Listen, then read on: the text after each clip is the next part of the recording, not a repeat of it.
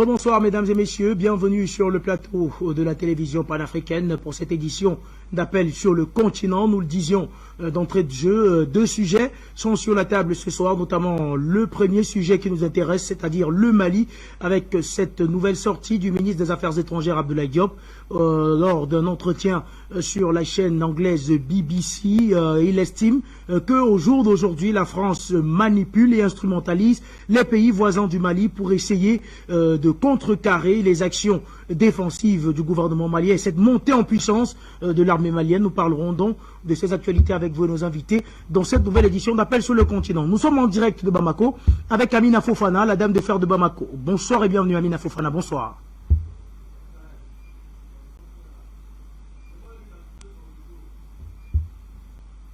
Eh bien, le temps que la connexion se fasse avec Amina Fofana, on va passer le bonsoir également à Okosisi Baba Nicolo. Bonsoir et bienvenue, Okosisi.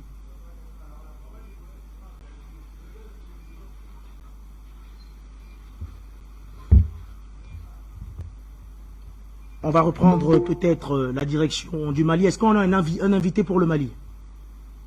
Oui, bonsoir ici. Vous avez Issa Diora, président du réseau des jeunes actifs. Donc bonsoir à vous, bonsoir à tous les panélistes, bonsoir à tous ceux qui suivent Afrique Média. Merci. Bonsoir à vous, cher Issa. Je n'ai pas eu de retour visuel, c'est pour ça que je ne savais pas à qui je parlais. Bonsoir en tout cas, cher Issa. Eh bien, merci d'avoir accepté notre invitation. Eh bien, il faut dire que on assiste une fois de plus encore à une nouvelle passe d'armes entre le ministre des Affaires étrangères Abdoulaye Diop et la France, qui semble ne pas vouloir lâcher prise en ce qui concerne la déstabilisation du Mali. Effectivement, vous savez, il faut bonsoir Junior. Effectivement, il faut revenir un peu sur la genèse de cette histoire entre le Mali et la France en grande ligne. Vous savez, la France est un pays qui a réussi à soumettre le Mali par le passé en esclavage. Donc, ce ne sont pas les Portugais ou autres. Chaque pays africain a peut-être un colon. Donc, la France est le pays qui a eu un tel projet contre le Mali. La France est le pays qui a colonisé le Mali, à compter depuis les années 1890. Parce que la France, les colonisateurs, la France peut-être, ce n'est pas le même cas que le Togo ou bien le Cameroun, qui étaient d'abord colonisés par les Allemands et qui ensuite ont été rendus à la France. C'est la France qui est venue au Mali et qui a déposé tous les chefs guerriers du Mali d'une manière ou d'une autre. Ensuite, il faut savoir que la France, c'est ce pays en tout cas qui nous a fait participer à la guerre mondiale et ensuite faire appeler après les militaires maliens et africains, les traiter comme des tirailleurs sénégalais. Qu'est-ce que pose la France et le Mali? Il faut connaître les objectifs des deux pays. Le Mali tient aujourd'hui à une souveraineté, à une indépendance réelle, une indépendance vraie. Le Mali a besoin d'une souveraineté monétaire. Et le Mali a besoin de sa monnaie. Le Mali a besoin d'une souveraineté sur tous les plans militaires. Et de l'autre côté, qu'est-ce que la France veut? La France veut maintenir sa présence non seulement au Mali, au Sahel et au-delà du Sahel. Maintenir sa présence au Sahel et au-delà du Sahel, qu'est-ce qu'il faut faire? Il faut avoir un régime soumis à ses ordres. Et n'ayant pas un tel régime, pourquoi la France procède aujourd'hui? Par des chantages, par des pressions, campagne d'intoxication, vous allez constater que c'est à la suite du discours du Premier ministre Choguel à la tribune des Nations Unies, c'est là que Florence Parly, cette dame est sortie, commençait à injurer, à insulter les autorités du Mali. Après elle, c'est Jean-Yves Le Drian qui prend les tout et qui continue. Après Jean-Yves Le Drian, vous avez Emmanuel Macron qui continue à invectiver le Mali, à insulter le Mali, des torts à travers, comme si un État africain n'avait pas le droit de réclamer ou en tout cas d'assumer sa souveraineté. Et après François Parly, qu'est-ce que vous avez? Ils activent leurs instruments. Quels sont les instruments que la France dispose? D'abord la CEDEAO. Il faut passer par la CEDEAO pour livrer une guerre économique totale au Mali. Et la CEDEAO est activée, elle est mise en œuvre. Pensant qu'on allait faire tomber le régime du Mali. Ça ne marche pas. Qu'est-ce qu'il faut faire? Il faut lancer une campagne d'intoxication contre le Mali. pour traiter le régime d'illégalité et d'illégitime. Au même moment que nous avons vu François, comment s'appelle, je nomme la même, Emmanuel Macron, s'afficher aux côtés de certains chefs d'État qui sont là au pouvoir par suite des coups d'État. Qu'est-ce qu'il faut faire encore? Il faut activer, il faut essayer de mettre les Maliens en tension avec la Mauritanie. Vous avez vu la Mauritanie à un moment qui disait que ses ressortissants étaient tués à tort ou à raison. Ou en tout cas, nous savons que c'est la France qui était à la manœuvre. Il faut faire quoi encore? Il faut envoyer Bazoum insulter les autorités du Mali. Donc nous avons Bazoum qui s'est mis à insulter les autorités du Mali partout. Il ne manque pas d'occasion avec son ministre des Affaires étrangères. Qu'est-ce qu'il faut faire encore? Il faut activer la SEMA. Vous savez, la France a créé un groupe armé ici, au Mali, qu'on appelle SEMA, Coalition des mouvements d'Azawad. En fait, c'est un groupe que la France a créé à la suite de l'invasion de la Libye. Et c'est ce groupe-là qui avait occupé le nord Mali avec les djihadistes. Et c'est avec ce groupe que la France oblige le Mali à négocier, nous poussant à une sorte d'accord qui ne tient même plus. C'est ce groupe-là qui s'est mis à faire des communiqués. Et de l'autre côté, le Mali a compris que la meilleure façon de répondre, non seulement il faut livrer une bataille médiatique vraie, c'est là que vous avez vu les ministres des Affaires étrangères Abdoulaye Diop, les premiers ministres Choguel Kokala Maïga et d'autres autorités du Mali qui ont prouvé sur les médias A plus B la trahison de la France. Que c'était faux, tout ce que la France faisait. Donc, le passe d'armes, ça continue. Vous avez vu l'Allemagne qui a quitté ici l'autre jour. La France a échoué, la CEDEAO a échoué à faire chuter le régime du Mali. Il faut activer maintenant l'Union européenne. Et c'est avec l'Union européenne, la France à Takuba. N'oubliez pas Barkhane, Takuba, G5 Sahel, MINUSMA. Tout ça, ce sont des instruments que la France a créés pour se maintenir au Mali. Et la France a 5 grands instruments au Mali.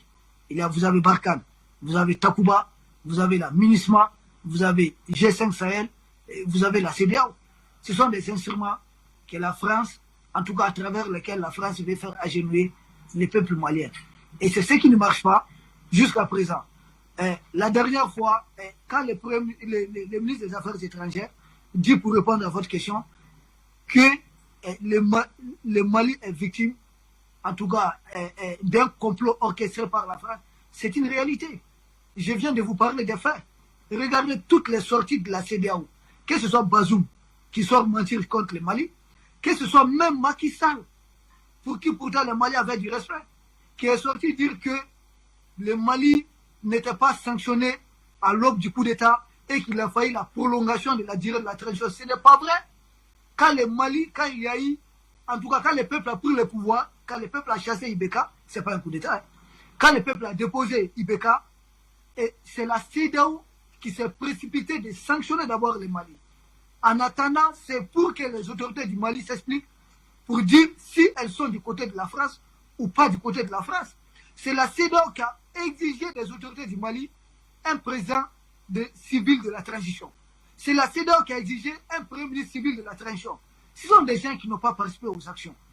Donc, ils ont mis Assimi de côté, Assimi Goïta, le colonel Assimi. Donc, que la CEDEAO ne soit pas surpris que les autorités du Mali demandent la prolongation de la transition. Et d'ailleurs, c'est même Bandao. La France l'avait félicité. La France avait dit que Bandao faisait mieux qu'Ibeka, qui était pourtant leur homme. C'est quand on a déposé Bandao que cette campagne d'intoxication a commencé contre le Mali. Et quand le Mali a commencé à enregistrer des victoires militaires, c'est cette même France qui d'abord fait dire à la CEDEAO dans un communiqué, sans preuve qu'il y a Wagner au Mali, et que c'est regrettable. La CEDEAO a quelle preuve d'une présence quelconque de Wagner au Mali? Ça n'existe pas. C'est la France qui fait dire à tout le monde qu'il y a Wagner au Mali. Pourtant, nous, Maliens, nous savons que la France a des satellites, elle a des pays alliés qui ont des satellites. Le Mali demande simplement la preuve que nous avons Wagner. Aussi puissant, ils disent qu'il y a des hommes clairs dans les forces armées maliennes. Mais attention, il y a des peaux claires au Mali quand même. Nous avons des Arabes, nous avons des Touaregs chez nous. Et ils font partie de l'armée malienne, bien sûr. Donc, ils n'ont aucune preuve. La France ne comprend pas qu'elle a échoué pendant 9 ans, là où le Mali est en train de réussir en moins de 6 mois. Qu'en 9 ans de présence, elle n'a pas réussi à tuer 150 terroristes et que le Mali, en moins de 6 mois, a déjà tué plus de 1000 terroristes. détruit presque tout le matériel important des terroristes. Donc la France ne comprend pas cela. La fièvre de la France aujourd'hui de voir perdre Kidal. Et la France, voulant maintenir sa présence coûte que coûte pour protéger les intérêts de Bolloré, pour protéger Areva et autres au Sahel, la France ayant connaissance que le Sahel, c'est un réservoir d'immenses ressources naturelles, ne veut pas les perdre. Il faut créer tous les prétextes pour rester au Mali. Puisque les autorités du Mali aujourd'hui sont en train de mettre à nuit tout ce que la France tente d'orchestrer pour rester au Mali. Voici la raison pour laquelle le Mali a combattu. Le Mali a combattu pour ses choix. Le Mali a combattu à cause de sa volonté souverainiste. Le Mali a combattu parce que le Mali tient simplement aux intérêts du Mali et de tous les Maliens. Donc nous ne sommes qu'au début. Il y aura toujours des passes d'armes. Il y aura toujours ce bras de fer entre le Mali et la France. Nous sommes conscients que la France bénéficie du soutien de toute l'Europe et que le Mali, les dirigeants de la CEDEAO sont en train de sanctionner le Mali.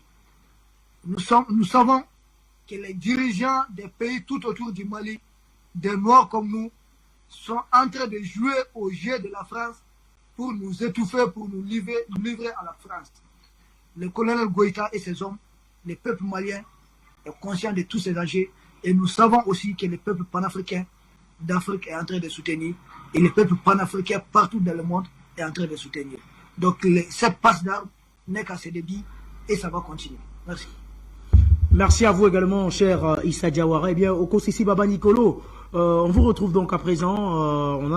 On parle de ces propos du ministre des Affaires étrangères, Abdoulaye Diop, qui estime et qui affirme que la France instrumentalise les pays voisins du Mali pour le déstabiliser. On a les pays voisins, on a les organisations sous-régionales, notamment la CEDEAO, on a l'UMOA, on a les organisations non gouvernementales telles que Human Rights Watch, Amnesty International, on a les médias français, mais Okosisi Baba Nicolo, malgré tout cela, contre vents et marées, Bamako tient la dragée haute à Paris.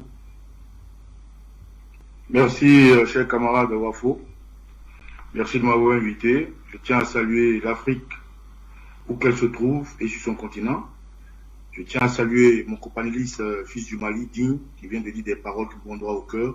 Je tiens à saluer naturellement toute la Côte d'Ivoire dont je suis originaire. Effectivement, nous avons écouté la conférence du très cher doyen. Et ce qu'il a dit, sur ce plateau, beaucoup d'analystes l'avaient déjà mis sur la table. Au-delà de ces analystes, les grands hommes maliens étaient déjà montés au créneau. Alors, pourquoi aujourd'hui le Mali étant attaqué? Pourquoi aujourd'hui le Mali devient le pays à abattre? Pourquoi est-ce que malgré tout ça, le Mali tient la dragée haute? Il y a une seule raison, c'est l'unité. La seule chose dont a horreur l'Occident, c'est de voir un groupe compact, uni, parler de la même voix. Ils ont horreur de ça. Ils se pressent de créer une unité entre eux, comme l'Union européenne, comme l'OTAN. Mais ceux qui doivent vassaliser, ceux qui doivent voler, détruire, ils font tout pour que ceux-là soient divisés. Ça a été la copie conforme depuis l'esclavagisme jusqu'à aujourd'hui. Diviser pour mieux régner. Prendre un peuple, mettre des frontières, faire de la parité. Entrer dans un pays à qui on a montré un miroir des dépendances, créer des guerres ethniques, des guerres religieuses, des guerres claniques et autres. Aujourd'hui, si le Mali, pour répondre à votre question, tient la dragée haute à tout ce vent venu de l'Occident, c'est parce que le peuple malien, aidé par la jeunesse capable et solide, le peuple malien, aidé par la nouvelle technologie et la vitesse de la communication dont Afrique Média est à saluer, la jeunesse malienne, aidée par des panafricanistes purs et durs qui connaissent leur histoire. Parce que quand on parle de la genèse de toutes ces révolutions, en passant par ce qui est contemporain, Lumumba, Thomas Sankara, Oumyombe, Olympio, et j'en passe, cette jeunesse qui est quand même allée à l'école du blanc a compris que la seule force qu'il faut avoir, c'est l'unité et la vérité. Et le peuple malien s'est inscrit dans cette forme-là. La communication passe.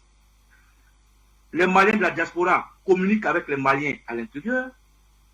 Les forces politiques autour du Mali, qui sont des pays frontaliers, ont relevé leur panafricanisme, qui n'est plus des mots, mais qui passe à des actions. Nous avons vu plusieurs hommes politiques visiter le Mali. Nous avons même vu aujourd'hui des blogueurs, comme je tiens à le saluer, la chronique de Duncan, un jeune Ivoirien, qui fait de belles chroniques, qui aujourd'hui est sur le sol malien, qui a visité même les présidents, certains ministres maliens. Donc il y a tout ça qui fait que aujourd'hui le Mali ne peut que avoir la force sur ces forces du mal. Au-delà de ça, la deuxième analyse est que le Mali a eu le nœud creux de tirer exemple sur les déboires de Kadhafi, c'est-à-dire de la Libye et de la Côte d'Ivoire. Le Mali était parti prenant à ce que la Côte d'Ivoire sombre, parce qu'ils étaient désinformés. Le Mali, avec Ibeka, Père Assona, a ouvert une porte de Pandore pour que Kadhafi soit assassiné, même s'il a refusé. Donc le Mali a tiré l'expérience de ces conclusions malheureuses de voir un président comme Gbagbo déporté. Le Mali a tiré les conclusions de voir un président comme Kadhafi tué. Donc c'est au fur de tout ça là que le Mali s'est renforcé en allant chercher un partenaire en force sécuritaire. La Russie, dont Poutine est le président, est le partenaire avec qui vous pouvez vous asseoir sur la même table, discuter de ce qui vous arrange face à face.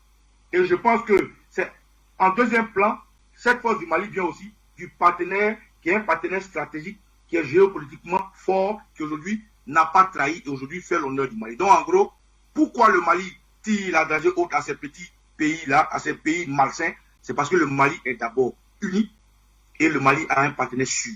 Voilà ce que je suis à dire dessus. Okosisi Baba Nicolo, eh bien, Issa Diawara, on peut donc dire que les Maliens ont donc trouvé la stratégie parfaite pour résister à tous ces assauts de Paris, assauts qui sont faits par procuration, on va le dire comme ça, par la CEDEAO et autres. Est-ce qu'on peut donc dire que l'unité des Maliens, c'est ce qui déterminera la suite pour la victoire finale? Oui, effectivement, l'unité des Maliens,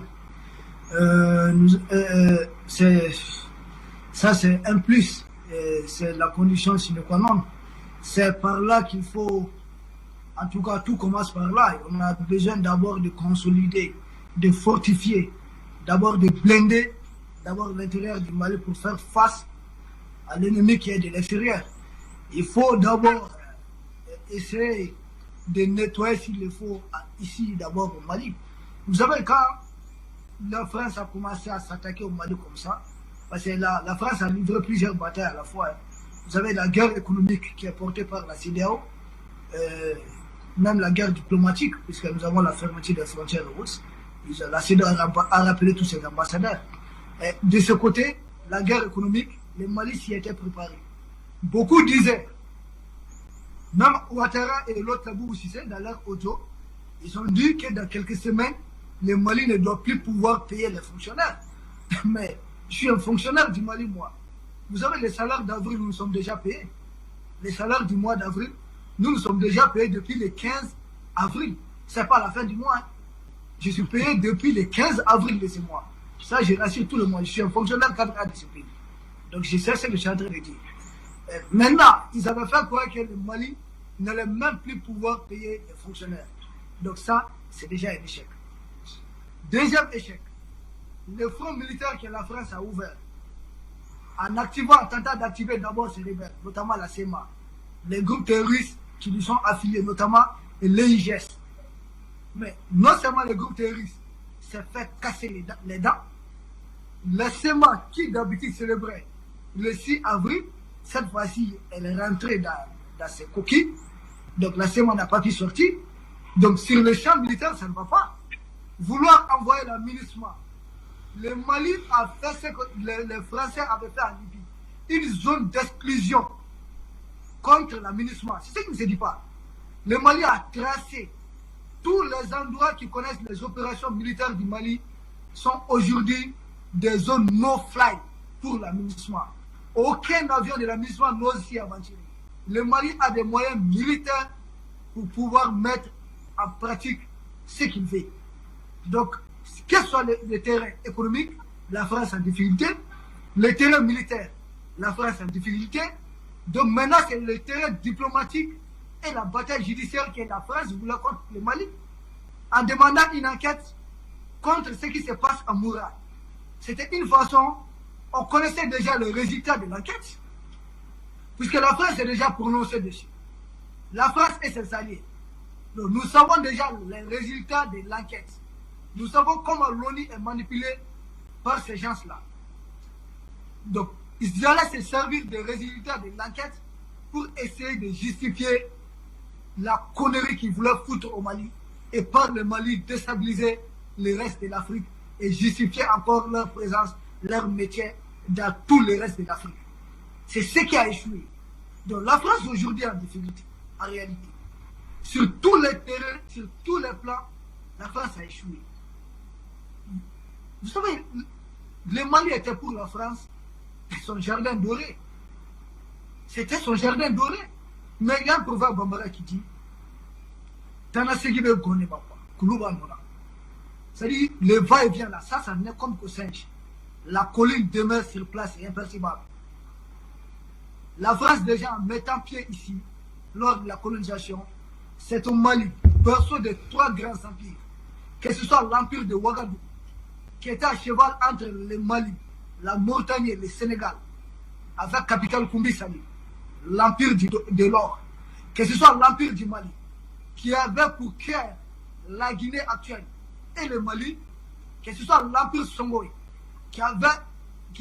dont le centre, c'était surtout la partie centre du Mali, la partie nord du Mali, et s'étendre vers le Niger et la Mauritanie. Donc le Mali ayant connu tous ces berceaux. Et quand la France est venue, les Maliens ont vendu cher leur peau. Nous ne sommes pas des gens qui sont livrés facilement. Il y a eu du génocide ici. C'est ce qui ne se dit pas. Une seule bataille, un chef de guerre, Amadou Tal, il a perdu 12 000 hommes. Samori Touré, qui était à cheval entre le Mali et la Guinée, l'empire de Wassoulou, il a perdu combien de hommes? Bamima Traoré, au niveau des Tata de Sikasso. Mais c'est du génocide qui s'est passé à Sikasso. Autrefois le Kénédougou. Nous sommes les descendants de ces hommes. Nous sommes les petits-enfants, les arrière-petits-enfants de ces hommes. La France et nous, on était en pause. C'est ça que la France n'a pas compris. C'était une pause. Et durant cette pause, elle a tout manigancé contre nous. Dans notre histoire, depuis qu'on a senti l'indépendance venir, nous avons d'abord décidé d'une fédération. Il y a eu le congrès de Bamako, du parti de l'USRDA. Il y a le congrès de Bamako en décembre 1958. Ce congrès réunissait déjà 4 pays. C'était le Mali, le Burkina, le Dahomey, l'actuel Bénin, et le Sénégal. Ces 4 pays devaient partir. Nous étions déjà dans une fédération. C'est la France qui a tout fait pour casser cette fédération. Nous nous sommes retrouvés avec le Sénégal. Là encore, elle a œuvré pour casser cette fédération. Elle a voulu tracer les frontières entre les peuples qui ont toujours constitué un seul peuple depuis l'aube des temps. Le Mali, la Côte d'Ivoire, le Sénégal, le Niger, aucune raison, le Burkina, aucune raison d'avoir des frontières. Jusqu'à la Sierra Leone. Nous sommes un seul peuple. Nous avons la même culture. Nous portons les mêmes noms. Donc nous nous sommes préparés. Aujourd'hui, le Mali fait front commun face à la France. Je vous dis que je suis du syndicat des professeurs. Quand il y a eu cette crise avec la CEDEAO, quand il y a eu les sanctions de la CEDEAO, qui avaient pour objectif de faire tomber le régime du Mali, qu'est-ce qui s'est passé? Nous étions en grève. Mais immédiatement, nous sommes réunis, nous avons dit qu'il faut s'il soit à cette grève, il ne faut pas déstabiliser le Mali de l'intérieur pour faire plaisir à la CEDEAO et à la France. Il y avait d'autres syndicats qui étaient en grève, qui ont dit immédiatement qu'il faut surseoir à cela. Et toutes les grèves se sont arrêtées. Jusqu'à présent, il n'y a pas de grève au Mali. Le front social s'est calmé. Il n'y a rien. Le seul combat qui va aujourd'hui, c'est comment déloger la France du Mali. Et ce combat est porté par les peuples maliens et non pas que par les dirigeants du Mali. Les dirigeants sont au service du peuple. Donc c'est le combat de tout un peuple. Le Mali est préparé. Le Mali est prêt. ce n'est pas dans les discours, mais dans les faits. Je dis qu'il n'y a pas de front social ici. Même les partis politiques qui étaient carrément opposés à ce qui se passe, ils se sont tous rangés. Ils ont calmé le jeu. Pour le moment, tous les Maliens font front commun, comme l'Europe est en train de faire front commun derrière la France, pour accompagner la France dans sa guerre contre le Mali. Même si les dirigeants de la CEDEAO ne font pas front commun derrière le Mali pour l'aider à faire face à la France, nous sommes fiers du peuple africain, du vrai peuple africain, aujourd'hui qui est en train de faire front commun derrière le Mali pour résister à la France. Merci. Issa Diawara, Okosisi Baba Nicolo, Issa Diawara a relevé un fait très important lorsqu'il développait ses idées. Eh bien, on a constaté depuis que l'armée malienne a lancé sa montée en puissance, les terroristes sont en débandade du côté du Mali. On n'a plus entendu de meurtres de masse de soldats ou bien des villages de masse qui ont été des tueries de masse dans les villages du côté du Mali. Issa Diawara nous a révélé il y a quelques instants que des zones de no-flight ont été déclarées du côté du Mali aux éléments de la MINUSMA. Quelle conclusion on peut tirer quand on écoute ces informations? Merci, camarade Wafo. D'abord, il faut dire que je suis très heureux de débattre avec quelqu'un qui parle Afrique. Vraiment, camarade Issa Diawara, je suis très honoré de partager le même plateau que vous. C'est ce qu'il faut. Il faut connaître son histoire, il faut connaître son ce-soi. Camarade Wafo, vous dites aujourd'hui que le peuple malien a fait interdiction et a pris des zones de no-fly pour le MINUSMA. Oui. En fait, le peuple malien, depuis le début, pose des pas en africain. Je vais vous expliquer comment il pose les pas. Lorsque le président candidat Macron est allé entuber ses frères de l'Union européenne, il a présenté le peuple malien comme étant un peuple va en guerre, un peuple qui ne respectait pas les contrats qu'ils avaient signés de leur colonie.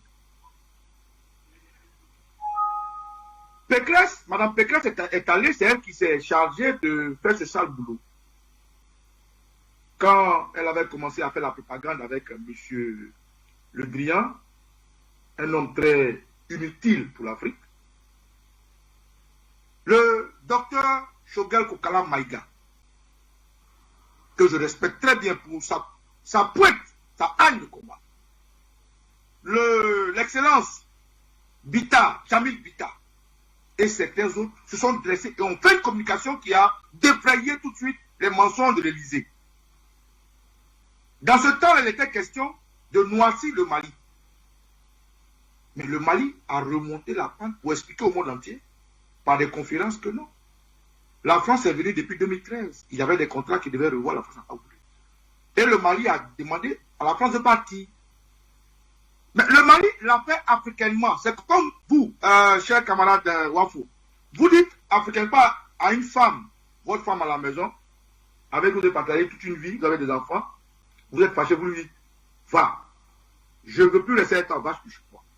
Et puis cette femme, sans que vous ayez fait les démarches vers ses parents, sans que vous ayez voir ses parents ou mettez ses bagages dehors officiellement, elle se lève elle-même, elle prend ses bagages et s'en va. Et tout de suite, quand la France a commencé à dire sur tous les toits que nous partons, le Mali a fait un communiqué pour prendre acte et induire la France encore en erreur pour leur dire vous avez des contrats avec nous qui ne sont pas terminés, vous êtes des voyous. Parce que en réalité, le Mali voulait se débarrasser de la France. Et je reprends l'exemple. Quand chez nous en Afrique, vous dites à votre femme, sors de ma maison, ça prend acte et effet quand vous mettez ses bagages dehors. Ça prend acte et effet quand vous allez voir ses parents. Mais le Mali l'a fait diplomatiquement, la France est partie. Donc aujourd'hui, si vous voyez la France dans cette position, c'est parce que le Mali le fait africainement. Le Mali le fait avec une intelligence diplomatique hors norme. Et cette intelligence aujourd'hui sonne lourd dans les oreilles de la France. Et je vous dis que le cas Mali se joue aussi dans la présidentielle ici. Monsieur Wafo, vous me suivez? Le cas Mali se joue dans la présidentielle. Et pendant que mon frère Issa Diawara est là, je lui dis, il faut qu'il dise à tous ses frères de la diaspora malienne de ne pas voter Emmanuel Macron. Ça fait partie du combat. C'est la logique du combat. Parce qu'aujourd'hui, il faut savoir choisir dans quel cas on est. Le Mali a décidé d'être avec la Russie, qui est en train de se battre pour le nouveau monde. Il faut que le frère Diawara passe l'info aux Maliens qui sont nombreux ici en France. Si les Maliens votent contre Macron, ça va jouer à leur faveur parce qu'aujourd'hui Macron veut en découdre avec la France. D'ailleurs, Wafo, vous êtes témoin quand il a dit j'ai appelé Nana Addo Kufuor pour qu'ils prennent les mesures de ce que le Mali ne respecte pas ses valeurs et bat droit au mur. Il va appeler ses collaborateurs de l'Union africaine et tout. Donc il faut que le peuple malien, vous qui écoutez cette émission avec le frère Issa Diawara, que je respecte beaucoup, il faut que vous votez contre Macron. Ça fait partie de votre combat. Donc, camarade Wafo, pour ne pas faire long, ce que je veux dire, c'est que la posture, la stratégie du Mali aujourd'hui passe à la France de faire une zone no-fly est diplomatique, est stratégique. Le Mali doit aller loin. Après avoir fait partie de l'ambassadeur, après avoir fermé les médias de propagande, des médias de mensonges, les médias des 1000 collines, le Mali doit fermer aussi les centres culturels français. Je répète, le Mali, Diawara, comme tu es là, dis à ton président Assimi Goïta de faire fermer les centres culturels français. Dis à ton président Assimi Goïta que tous les Français qui sont là-bas pour des affaires, ils doivent faire une révision de leur contrat et une révision de leur attitude sur la population du Mali. Pour finir, c'est normal que le Mali dise, vous pouvez voler ici, vous pouvez voler ici, parce que c'est leur pays. Le Mali est membre de l'ONU. Le Mali ne peut pas chasser des soldats casse-bleus qui représentent l'ONU, parce qu'aujourd'hui, le monde est tout retrouvé à l'ONU. Donc, c'est cette diplomatie-là qui fait que le Mali prend sa carte en tant que responsable, en tant que pays souverain. Le Mali indique la voie à l'ONU pour dire, si chez vous en France, vous contrôlez ceux qui rentrent, ceux qui sortent. Si chez vous en Allemagne, aux États-Unis, vous contrôlez ça. Nous aussi, le petit peuple malien, désormais, voilà où vous devez vous asseoir, voilà où vous devez aller. Mais le Mali le fait avec une africanité, mais qui sonne lourd, avec une expérience, une intelligence vraiment de guerrier, des petits enfants de Soutada Keïta et de Soumangourou Kanté. Bravo, peuple malien. Camarades, si le Mali fait une zone no-fly, c'est pour leur dire que désormais le Mali est prêt. Le Mali a un partenaire économique et pas un partenaire militaire prêt. Le Mali est dans une unité qui peut faire ce combat et le Mali est prêt à aller jusqu'au bout. Et l'Afrique soutient le Mali. En tout cas, moi, Boba Nicolo, c'est vrai qu'aujourd'hui, je fustige le Mali pour dire, si seulement hier, les Maliens étaient restés au côté de la Côte d'Ivoire, ils n'auraient pas souffert aujourd'hui. Mais c'est la continuité du combat du Grand Babo. C'est la continuité du combat des Ivoiriens qui ont fait une résistance depuis 2002 jusqu'à 2011 que le Mali est en train de le rebelle. Et Ouattara aujourd'hui qui est leur ennemi, qui veut les faire dissoudre, qui veut les tuer, et aujourd'hui l'ennemi numéro 1 de Boba Nicolo. Donc naturellement, je suis avec le peuple malien, Oura, et je fais un grand coucou à ma très chère Amina Fofana, une combattante de première heure. Merci beaucoup, camarade. Également au Kosisi Baba Nicolo, le Mali semble avoir fait comprendre définitivement à la France et tous ses partenaires que le Mali, c'est pour les Maliens. Le temps est donc venu, chers téléspectateurs, de prendre la direction du Standard pour retrouver, en tout cas, ceux des vôtres qui souhaitent participer à l'édition de ce soir. Nous sommes au Standard avec Delphin qui nous appelle du Burundi. Bonsoir et bienvenue Delphin. Bonsoir.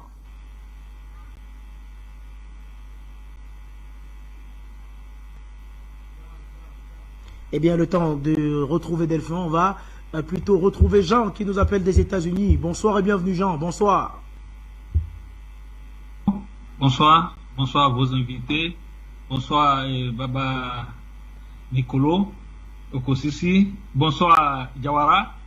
Et bonsoir Amina. Et bonsoir aux techniciens. Bonsoir à tous ceux qui interviennent sur Afrique Média. Bonsoir. Bonsoir au Mali. Bonsoir Farman. Merci pour le travail que vous faites. Vraiment, que Dieu vous bénisse. Ne perdez pas le courage. Nous encourageons le Mali et la jeunesse malienne et le peuple malien que l'Afrique est derrière eux. De ne pas écouter les soi-disant puissances fortes, je ne sais pas quoi, les Américains. Certains se disent Américains et c'est que pour eux, il faut toujours penser comment faire pour détruire les autres pays. C'est ça. Ça, ce n'est pas être américain. Et personne ne peut cautionner ce désordre que ce groupe avec la France installait depuis longtemps en Afrique. Donc, courage aux Maliens, cherchez les bras forts. Parce que nous entrons en guerre en Afrique d'une façon, nous entrons à la dernière phase. Et la coopération avec la Russie, ce serait vraiment une aide très forte qu'il ne faut pas lésiner à arracher. Parce qu'ils nous ont mis dans un état de subordination que on pense que notre sauvetage viendra toujours d'eux. Cette fois-ci, ne lésinez pas. Matez si vous pouvez les femmes. Vous recevez déjà la main forte. Agissez. Mais ce que nous regrettons, c'est qu'on veut utiliser les Africains, les Burkinabés, les Nigériens et autres comme bouclier. C'est pitié. C'est des gens qui n'ont pas pitié des êtres humains, surtout les Noirs. Alors, avec les miettes et les forces promettent toujours plus de 110 ans, ils arrivent à corrompre des gens pour les mettre devant. Soi-disant, on ne sait pas quoi. Qu'est-ce que la France et les Américains cherchent en Afrique? L'Afrique qu'ils appellent village, qu'ils appellent pauvre. Qu'est-ce qu'ils cherchent là-bas? Ils n'ont qu'à se concentrer sur leur pays. C'est des menteurs. C'est des roublés, c'est des gens qui mentent depuis. Et pour maîtriser leur roubladisme, nous parlons de la franc-maçonnerie que des fois les gens n'ont pas le courage d'invoquer parce que vous savez, et ils ne les disent pas. C'est ça qu'ils utilisent pour mieux nous dompter. Parce que la spiritualité fait partie intégrante de l'autre, de l'être humain. Si on vous lit c'est la sorcellerie. Et nous savons déjà. Alors si vous êtes accroché à cela, mais vous deviendrez automatiquement les bras droits du maître. Sans vergogne, sans pitié. Vous pouvez même tuer votre propre fils, tuer votre maman, tuer tout le monde que vous voyez devant vous. On vous dit de paix. C'est comme ça. Alors, sortons de ces cordes-là. Sortons, nous encourageons nos frères et sœurs à ne plus servir d'antenne de ces criminels. Parce que ce n'est pas eux toujours sinon, regardez le Burkina. Qu'est-ce que le Burkina aura fait à intégrer, à héberger une armée française sous ce sol depuis longtemps? Mais ils doivent partir. Ceux-là doivent partir. Les Français doivent partir. Les Américains doivent quitter l'Afrique. Les Français, c'est toujours le pays France et la France là. Ils doivent quitter l'Afrique. Et le temps est venu pour que nous ayons le courage d'affirmer haut et fort leur départ immédiat. Leur départ immédiat. Mais s'ils ne veulent pas, la nature règle le compte dans la mesure où la justice divine doit intervenir. Et nous encourageons les Ivoiriens à ne pas perdre le courage. Quand la lutte est ardue, c'est en ce moment que effectivement la libération s'approche. Parce que la France, coûte que coûte, va partir de l'Afrique, spécialement de la Côte d'Ivoire, les derniers bastions, il doit partir. Alors, en union, avec cette compréhension, que chacun à son niveau fasse ce qu'il peut faire, du moins spirituellement et physiquement, pour que la lutte avance. Du courage, nous sommes en guerre, que Dieu vous bénisse. C'est des sorciers. Merci à vous, cher Jean, d'avoir apporté votre contribution. On va rester au standard pour prendre la direction de la ville de Yaoundé. Et c'est au Cameroun et retrouver Monsieur Roger. Bonsoir et bienvenue.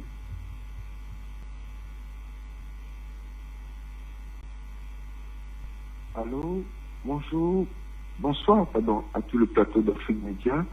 Bonsoir à notre PDG. Bonsoir à vous. Du côté du Mali, Monsieur Baba Nicolo, je m'adresse directement à vous.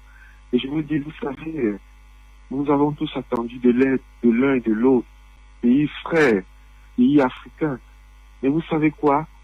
tous les rois sont montés pour que nous nous entendions jamais. On vous divise, on vous reconnaît juste sur une carte. Et de fait, quand monsieur Laurent Koudou-Gbagbo était en train de souffrir de martyrs dans son palais, vous savez, ils ont une très bonne histoire avec le président camerounais, monsieur Pobia. À cet effet, il a un livre où il lui dédicace de nombreuses pages. Je parle de monsieur Laurent Koudou-Gbagbo. Vous savez, c'est pas possible. C'est pas encore possible parce que, en fait, ils trouvent des moyens pour qu'on ne s'entende pas, pour qu'on soit distrait ailleurs. Et il n'y a pas moyen d'agir entre frères. Mais aujourd'hui, grâce à Afrique Média, on peut commencer à faire cela. Alors ne vous inquiétez pas. Monsieur Assimi Goïta a des choses en main. Pour revenir au titre, moi je dirais, on pourrait penser en voyant ça que l'État malien n'est pas un État souverain qui ne décide pas de qui va surveiller son territoire en fait. Parce qu'ils sont tenus de dire à qui le droit, qui veut l'entendre, celui qui n'est pas disposé à survoler son territoire. On a vu les Danois débattre, d'où venaient-ils, sur la base de quoi? On attend toujours les papiers. Qu'est-ce qui justifiait la présence au Mali? Aujourd'hui, on parle de MINUSMA. Mais quel est leur rôle? Aujourd'hui, on sait que le Mali était occupé après auprès de 3/4 de son territoire.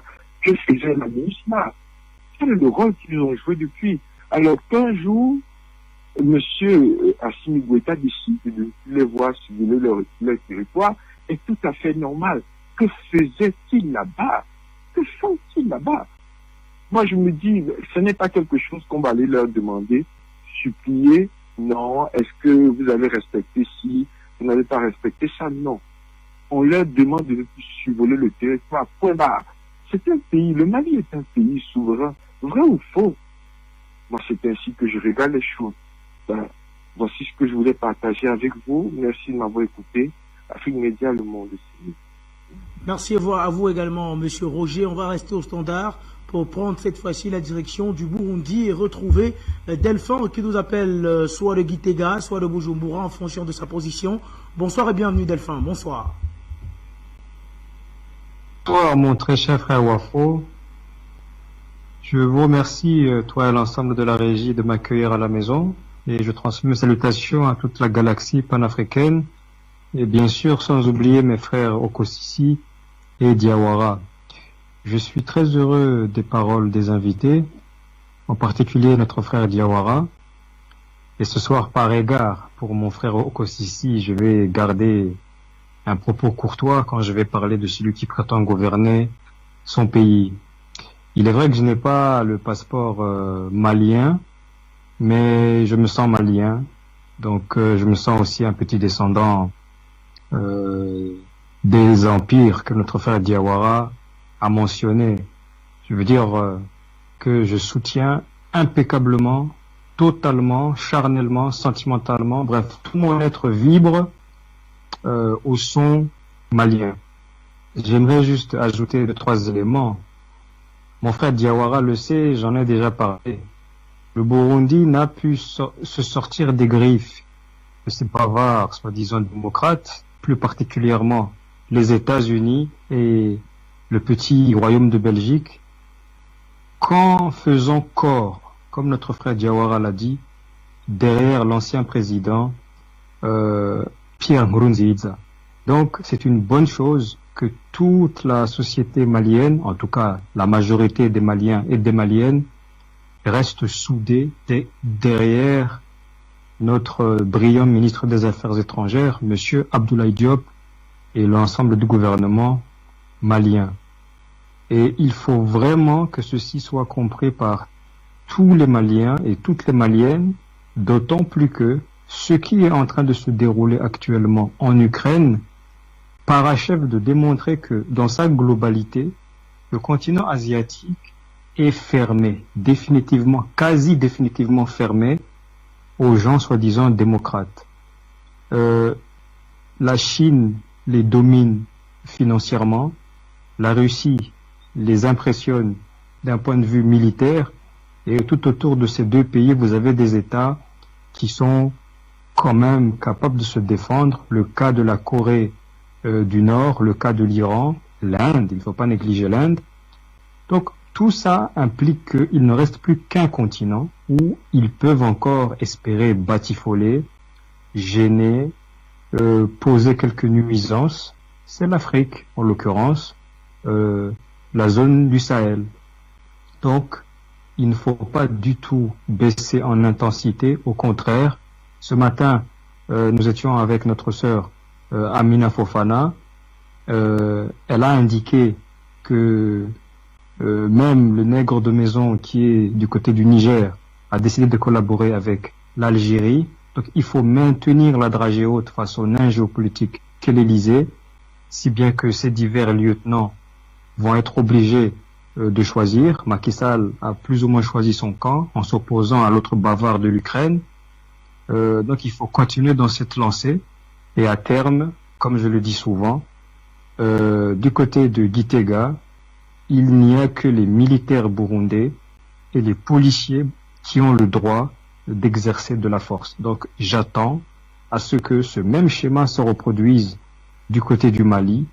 MINUSMA, Takuba, tous ces bouffons-là, il faudra les jeter dehors. Et s'ils s'avisent de prendre les armes, je ne vais pas vous faire de dessin.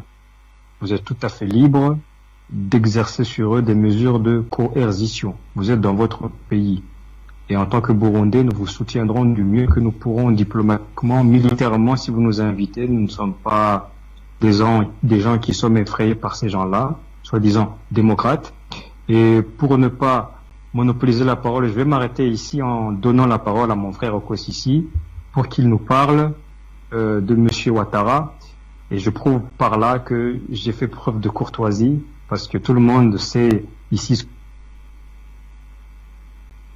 Merci à vous, cher Delphin. On va à présent retrouver Monsieur Abei qui nous appelle de la Côte d'Ivoire. Bonsoir et bienvenue. On a perdu l'appelant de la Côte d'Ivoire. On va prendre un dernier appelant pour cette soirée. C'est Monsieur Kwebo qui nous appelle du Cameroun. Bonsoir et bienvenue, Monsieur Kwebo. Bonsoir à vous, Monsieur Wafo. Bonsoir à tous les téléspectateurs d'Afrique Média et bonsoir à tous ceux qui appellent également pour soutenir le débat parce que leurs apports sont toujours très, très nutritifs. Monsieur Wafo, le titre de votre émission, c'est « Le Mali accuse la France ». Moi, j'aime souvent écouter l'un de vos grands panélistes là, Monsieur Patient Parfendom, qui nous dit que nous avons il y a un contentieux historique avec la France. C'est que la France a volé notre argent depuis 70 ans, plus de 70 ans. Tous nos avoirs, toutes nos devises sont utilisées par les Français.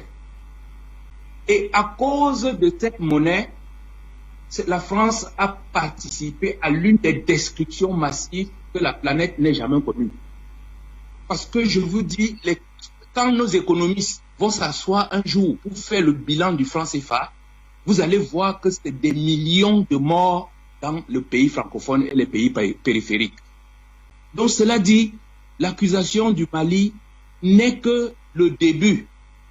Parce que si les Maliens ne mettent pas un terme au franc CFA, nous allons revenir à la même situation. C'est pour ça que j'ai commencé en vous disant le contentieux historique. Parce que le seul pays, Monsieur Wafo, le seul pays qui est capable de déstabiliser tous les pays francophones, c'est la France. Vous savez, en 70 ans de confiscation de notre monnaie, la France nous a appauvris. Vous avez des régions ici au Cameroun où les gens, pour voir 1000 francs CFA, en un mois, ils n'arrivent pas à avoir le billet de 1000 francs CFA, qui est notre monnaie. Donc vous imaginez que ces gens-là, quand on arrive, on leur présente 5 billets de 10 000 et on leur dit prenez ce paquet, allez déposer là-bas à côté de la préfecture, ça va faire une explosion. Donc aujourd'hui, elle est la seule, la France est la seule avec cette monnaie capable de déstabiliser tous nos pays. Et ce que le Mali est en train de vivre là, ce n'est que le début. Si on ne coupe pas le franc CFA, ils vont multiplier cet argent et financer tous ces jeunes-là qui sont désœuvrés, qui manquent de l'argent pour venir s'aimer le désordre dans le pays. Et c'est là où je passe à la situation au Cameroun. Parce que vous avez vu ce qui se passe au nord-ouest, sud-ouest, Monsieur Wafo. je vous dis, la France sait exactement qui envoie l'argent au Cameroun. Parce que cet argent, l'argent que reçoivent les ambassadeurs, c'est envoyé de l'extérieur. Oh, cet argent n'est pas envoyé en France, c'est envoyé en dollars, en euros, c'est envoyé en devises. Oh, la devise est alors transformée en francs CFA pour alimenter ces jeunes garçons qui sont en train de s'aimer le désordre dans notre pays. Mais alors, comment faire pour savoir qui leur envoie de l'argent? Il suffit d'interroger le Trésor français. C'est eux qui transfèrent cet argent de dollars, de euros en francs CFA. Donc vous comprenez que c'est eux qui sont derrière, c'est eux qui sont derrière toutes ces manœuvres qui sont en train de causer la mort et la désolation dans nos territoires. Voilà, je voudrais vraiment insister sur le nerf de la guerre. Il nous faut sortir de cette monnaie. Tant que le Mali, la RCA ne sortent pas de cette monnaie, pour moi, je crois qu'ils n'ont pas fait. Ils ont peut-être fait 99% du travail inutile et ils ont laissé le 1% du travail utile, qui est de couper cette monnaie. Voilà, je ne vais pas garder beaucoup la parole parce que je crois qu'on tend déjà vers la fin de l'émission. Vous souhaitez une bonne soirée. Bonne soirée à vous également, monsieur Kwebo.